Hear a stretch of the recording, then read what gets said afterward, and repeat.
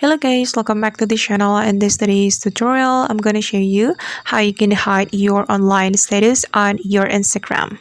Okay, here I have opened my Instagram application on my phone. And first of all, we can go to our Instagram profile. So we can tap on this profile button. And then we're going to tap on this three lines button. It's over here. And we can select the settings and privacy, and here you can scroll down until you find the messages and story replies.